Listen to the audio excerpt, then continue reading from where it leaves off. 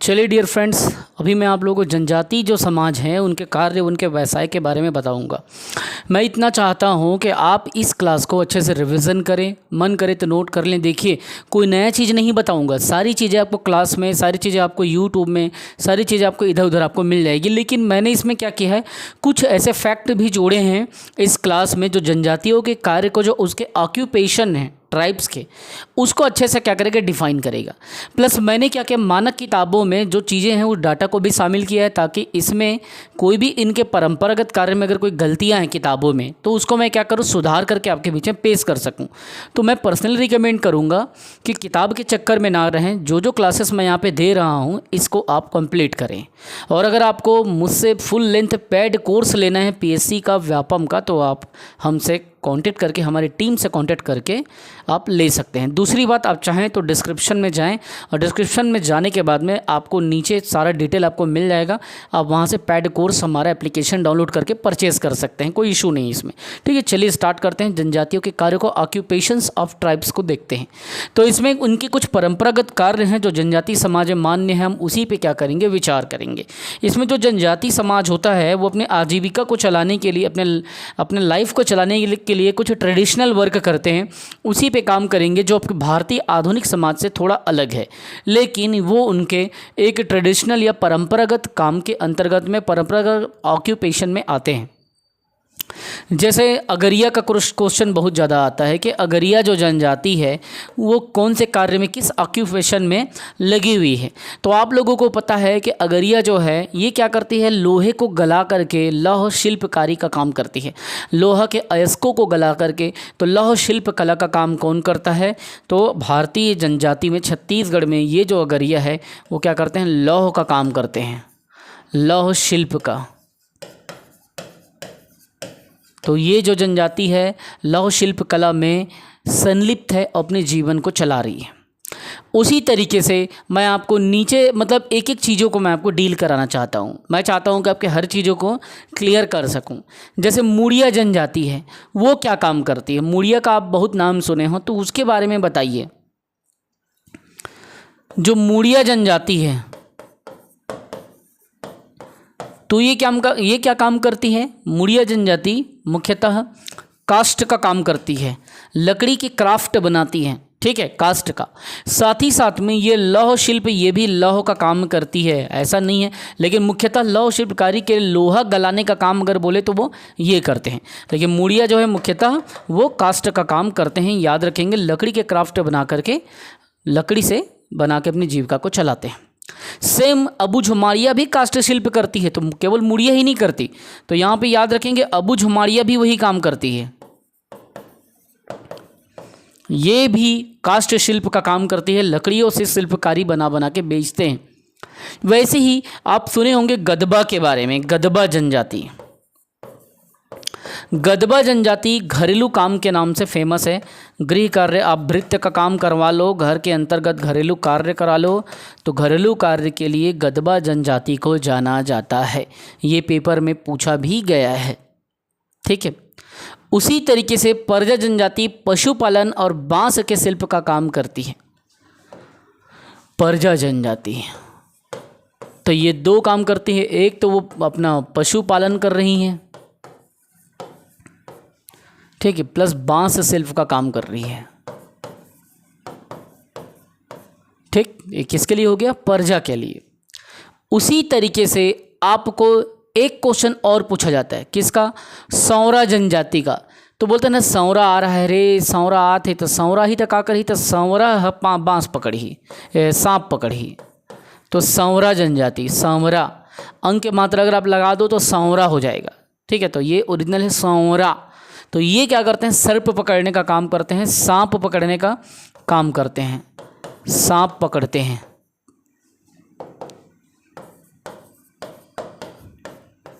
सांप पकड़ने का काम कौन करती है, तो सौरा जनजाति सांप पकड़ने का काम करती है। और इसी को कई बार सौरा भी बोल देते हैं। अब आती है प्रधान, प्रधान जनजाति। तो प्रधान जनजाति क्या करते हैं, गाथा वादन का काम करते हैं, याद रखना, गाथा वादन। है ना, संगीत विंगीत गा गा के अपनी जीविका को गांव गांव में घूम घूम के संगीत काम करते हैं, गाथा वादन करते हैं और उसी से अपना जीविका चलाते हैं। ओझा गोंड, गोंडों के उपजाति है ओझा जनजाति, जो कि पिछली क्लास में मैं आपको बताया हूँ। तो ओझा गोंड क्या करती है? गोदना गोदने का काम करती है। ओझा ओझा जो झाड़ फूक का भी काम इन लोग करते हैं गोंडों में, ठीक है। तो ये ओझा गोंड क्या करते हैं? इन लोग गोदना गोदते हैं। बिल्कुल अच्छे से पढ़ो क्योंकि आता ही है। जनजातियों के जीविकाओं को चलाने के लिए इनकी कार्य पद्धति का, इनकी ऑक्यूपेशन का क्वेश्चन आता है बेटा, जिसे आप लोगों को डील करना है। तो यहाँ तक क्लियर हुआ। अब देखिए एक बात याद रखना, एक आता है शिकारी जनजाति। तो वो क्या करता है? टोकरी, झाड़ू ये सब बनाएगा और छींद के पत्ते से वो चटाई भी बनाता है। किसकी बात कर रहा हूँ? शिकारी जनजाति की। तो इसका कार्य क्या होता है? तो टोकरी बनाना, टोकरी बनाना, दूसरा झाड़ू बनाना, सब छत्तीसगढ़ में चलता है, ठीक है। और ये क्या है? चटाई भी बनाती है, छींद के पत्ते से चटाई बनाना। तो ये सब काम कौन करता है? शिकारी समुदाय के लोग करते हैं, शिकारी जनजाति लोग करते हैं। और एक आता है कोल जनजाति, जिसको आपको पहले ही बता चुका हूँ। ये क्या करते हैं? कोयला खोदने का काम करते हैं, कोयला की खुदाई करते हैं और इसी कोयला को खुदाई करके बेचते हैं, अपनी जीविका को चलाते हैं। एक एक कोयला की जो बोरी होती है, छोटी छोटी सीमेंट की बोरी, आज भी आप गाँव में जाएंगे 80 रुपये, 90 रुपये, 100 रुपये में बिकती है। तो ये इनके परंपरागत मतलब जो काम है वो कोयला खोदने का काम है। मुख्यतः ये कोरिया वाले एरिया में पाया जाता है, उत्तर छत्तीसगढ़ में। कौन? कोल जनजाति। जैसे कि हमने गदबा को पढ़ा था कि घरेलू का काम करता है, वैसे ही भतरा जनजाति जो है, आप सेवा जतन का काम करवाते हैं भतरा जनजाति से। तो वो भतरा जनजाति जो है अपनी जीविका चलाने के लिए सेवा जतन का सेवा कार्य करते हैं, सेवा कार्य। इसीलिए थोड़ा परिष्कृत शब्दों में भतरा को क्या कार्य कहा जाता है? तो भृत्य कहा जाता है। भतरा का अर्थ हो गया भृत्य कार्य करने वाला, ठीक है। तो याद रखना, तुमसे पूछा गया सेवा कार्य कौन जनजाति करता है? तो भतरा करता है। कंवर के बारे में एक कहा जाता है, ये सैन्य कार्य करते हैं। हालांकि मैं इसके डिटेल और बताऊंगा। मैं सैन्य कार्य, आर्मी वर्क, डिफेंस वर्क का काम को ये देखते हैं, सुरक्षा का काम को देखते हैं और सेना की तरह कार्य करते हैं, ठीक है। तो ये बात आप याद रखेंगे। कई लोग इसका संबंध कौरवों, कंवर का कौरव समाज से, कौरव जैसे कौरव पांडव आप लोग सुने हो ना, कौरव से भी इसका संबंध बताते हैं। वैसे ही आता है पारधी जनजाति। क्या जनजाति? पारधी। तो यह कहा जाता है कि ये अपनी जीविका को चलाने के लिए जो काले रंग की पक्षी है, काले रंग की पक्षी का शिकार करते हैं और इसी से अपना जीविका चलाते हैं। ये सब ट्रेडिशनल वर्क है जो कि एग्ज़ाम में पूछे गए हैं और निसंदेह आगे भी पूछे जाएंगे। ऐसा नहीं है कि पूछ दिए और बंद हो गया, आगे भी पूछे जाएंगे, क्योंकि हमारे छत्तीसगढ़ में कला और संस्कृति पलती है, फूलती है। इसके प्रश्न आएंगे ही आएंगे। और आता है खैरवार जनजाति। खैरवार जनजाति का कार्य क्या है? तो ये क्या करती है? खैर वृक्ष से कत्था निकालती है। किससे?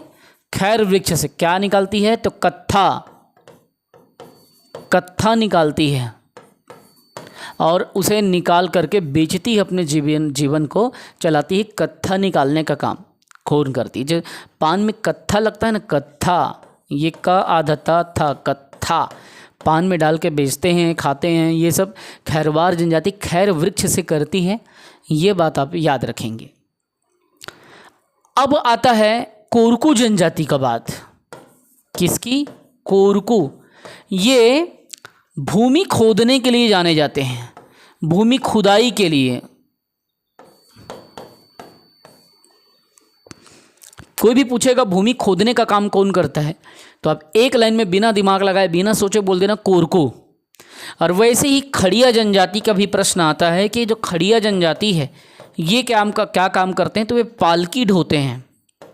पहले प्रथा था पालकी, जैसे पहले क्या होता है, आजकल बारात जो है ना, अलग अलग से गाड़ी में, कार में, बड़े बड़े मर्सिडीज़ में लोग जा रहे हैं। पहले क्या होता था, बहू को जनजाति समाज में भी, आज भी ये चीज़ होता है, एक जगह से दूसरी जगह ले जाया जाता था पालकी से। तो पालकी ढोने के लिए स्पेशली खड़िया समुदाय को क्या होता था, ये एक प्रकार का मोनोपोली था। ये खड़िया जनजाति ही पालकी ढोने का काम करते थे। तो पालकी ढोने का कार्य के लिए पालकी ढोते थे, उठाते थे।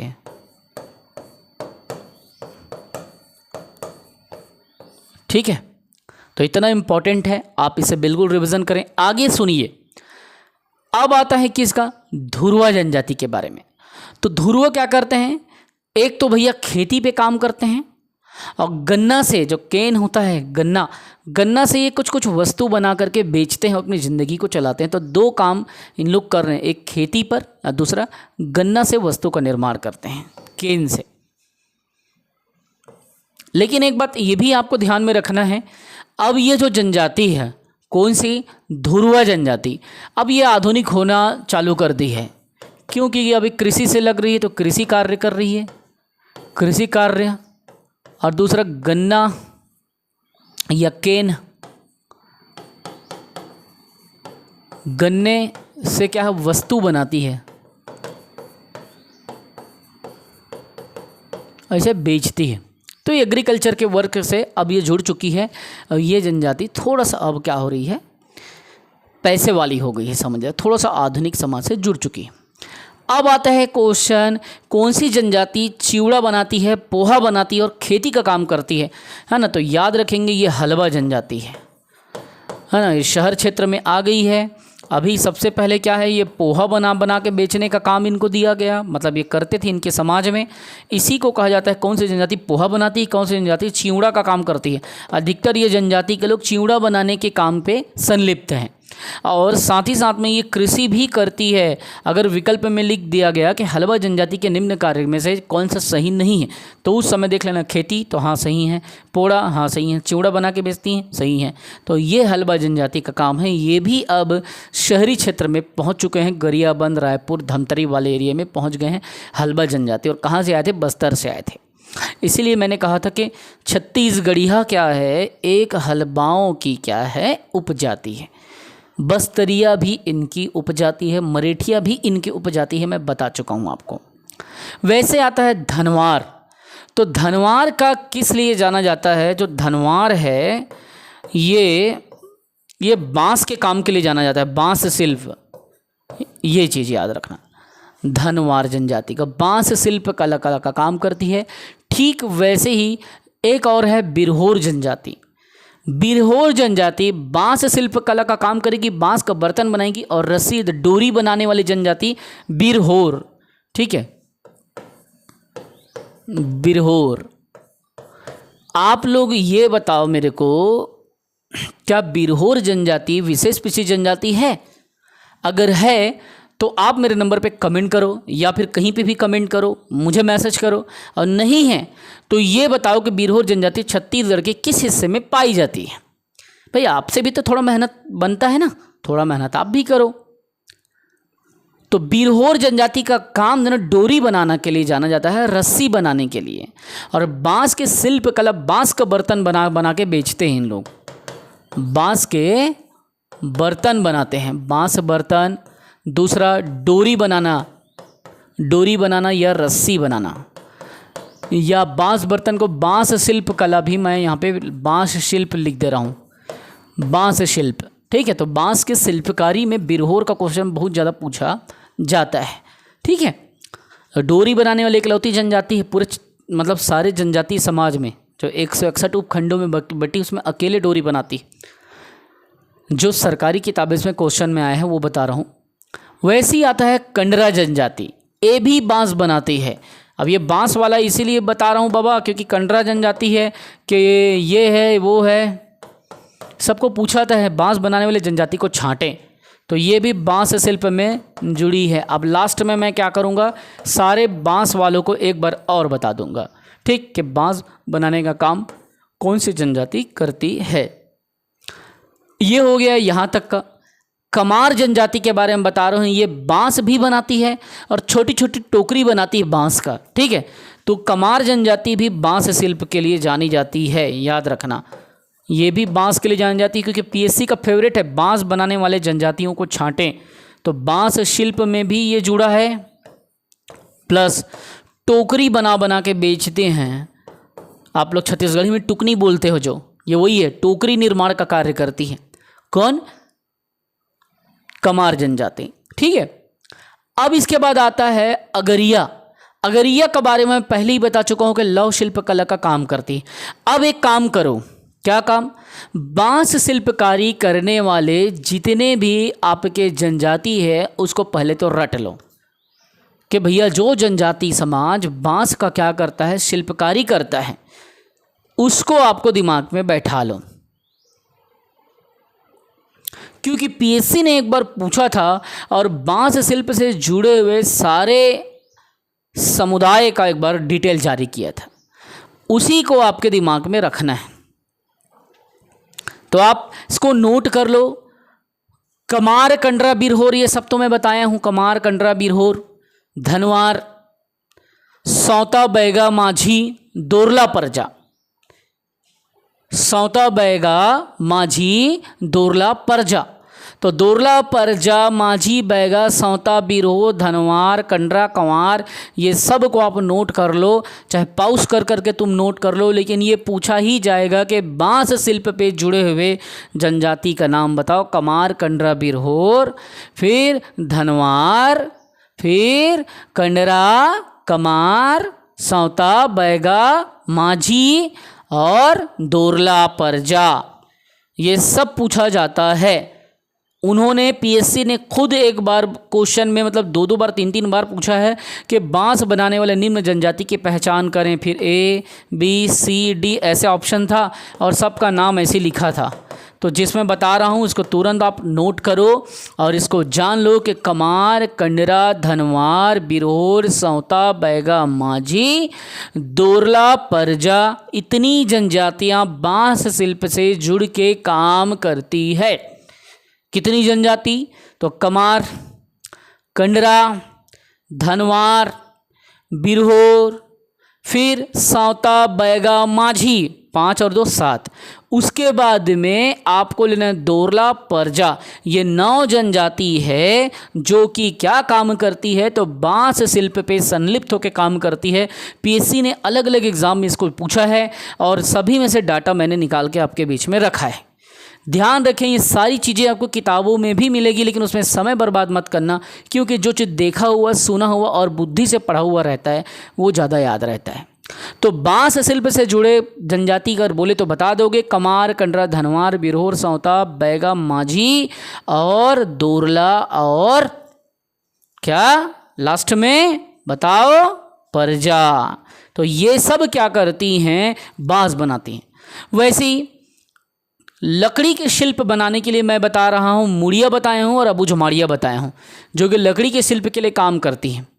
स्टार्टिंग में ही बताया हूँ, कास्ट शिल्प या क्राफ्ट बनाती हैं लकड़ियों के, ठीक है, वुड क्राफ्ट। छिंद के पत्ता वाला काम करने वाला, छिंद के पत्ता से शिकारी और पारधी, ये 2 जनजाति हैं, छिंद पत्ता से शिल्प बनाते हैं, ठीक है।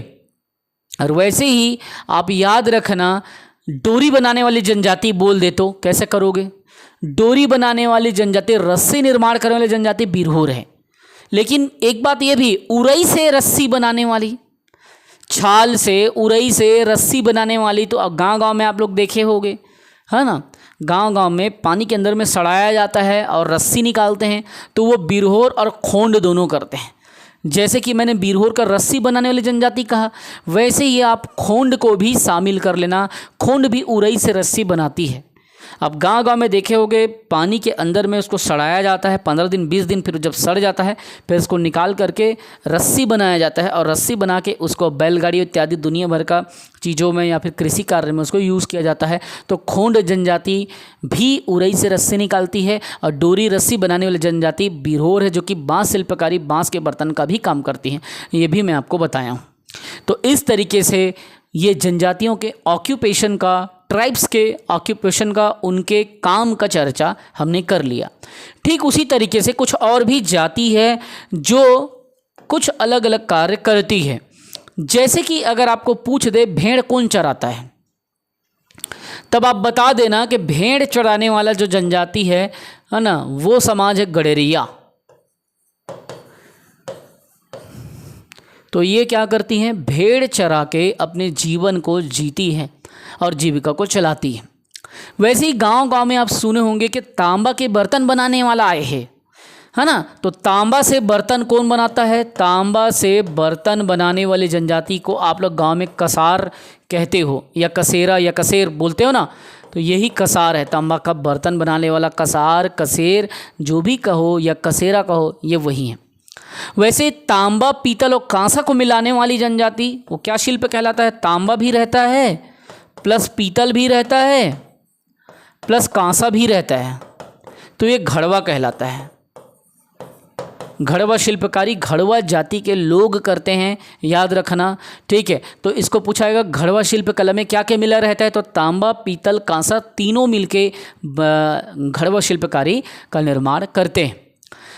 वैसे ही इत्र बनाने वाली, परफ्यूम बनाने वाली जो जाति है वो क्या कहलाती है, तो उसको अत्री कहते हैं। जो सेंट बनाते हैं इत्र, तो ये क्या है, अत्री कहलाते हैं। ठीक, थोड़े से आगे जब मैं आप लोगों को लेके चाहूँ तो जो बुनकर होते हैं वो क्या काम करते हैं, कोष्टा जो समाज होता है हमारे भारतीय समाज में, कोष्टा लोग छत्तीसगढ़ में वो बुनकर का काम करते हैं। ठीक है। चितेर लोग क्या करते हैं, चित्रकारी का काम करते हैं, इसलिए चितेर जाति के लोग ऐसा भी शब्द आप जब पढ़ेंगे ग्रंथ अकादमी को तब आपको देखने को मिलेगा, चित्रकारी लोग करते हैं, चितोर लोग, चितेर जाति के या चितेर समाज के लोग चित्रकारी का काम करते हैं। इतना आप याद रखना, यही सबसे क्वेश्चन आएगा और यही सबसे फिर आपको दिमाग में रखना है, यही सबसे आएगा। तो जितना मैंने पढ़ाया उतना आप रिवीजन करें, एक्स्ट्रा कुछ भी ना पढ़ें। जो मैंने समझाया पूरा आप रिवीजन करें। यकीन करें जो जितना रिवीजन करेगा वो उतना ज़्यादा सफल पाएगा। याद रखना, प्रयत्नशील मानव सदा सुख पाता है। जब आप मेरे एप्लीकेशन को डाउनलोड करेंगे उसमें ही भी ये चीज़ लिखा है कि प्रयत्नशील मानव सदा सुख पाता है। तो याद रखेंगे, जितना प्रयत्न करोगे, जितना एफर्ट दोगे, उतना सुख पाओगे, उतना सुखी जियोगे, उतना संपन्न जियोगे। जय हिंद, वंदे मातरम। माधव पाल अकेडमी से मैं दीपक सर आपके सपनों को सपोर्ट करता हूं। अगर आपको मेरे टीचिंग स्किल पसंद आता है, पढ़ाना पसंद आता है, तो प्लीज़ आप लोग इतना करें कि लोगों तक इस मैसेज को पहुंचाएं, लोगों तक इसको शेयर करें। और लोगों तक, अगर आपके अंतर्गत कोई भी स्टूडेंट है जो पढ़ना चाहता है, कम फीस में अच्छी क्वालिटी एजुकेशन चाहता है, अच्छे कंटेंट्स लेना चाहता है, अनुभवी व्यक्ति से पढ़ना चाहता है। मैंने 5 CGPSC मेंस लिखे हैं, छोटे मोटे टोटल 10 से 11 एग्ज़ाम निकाला है। हालांकि अभी मैं रेलवे में, सेंट्रल गवर्नमेंट में वर्किंग पे हूँ, लेकिन फिर भी जो मेरी सबसे बड़ी जो जीविका है या मेरी सबसे बड़ा जो पैसन है वो मेरा एजुकेशन है। रेलवे तो कभी भी मैं मतलब आगे क्विट कर सकता हूँ।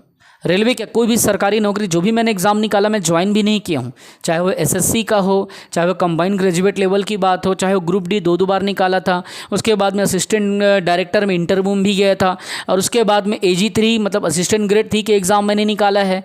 मैंने हॉस्टल अधीक्षक निकाला है, पटवारी निकाला है, सब रिटर्न निकाला है, ज्वाइन किसी को नहीं किया, क्योंकि मैं एक अच्छे जगह पे हूँ। अच्छी अर्निंग मैं एजुकेशन से भी पढ़ा करके आप बच्चों के सपोर्ट से कर लेता हूँ, प्लस सेंट्रल गवर्नमेंट में ठीक ठाक सैलरी मिल जाती है। सैलरी एक मैटर करती है, साथ ही साथ में आपका पैशन भी मैटर करता है।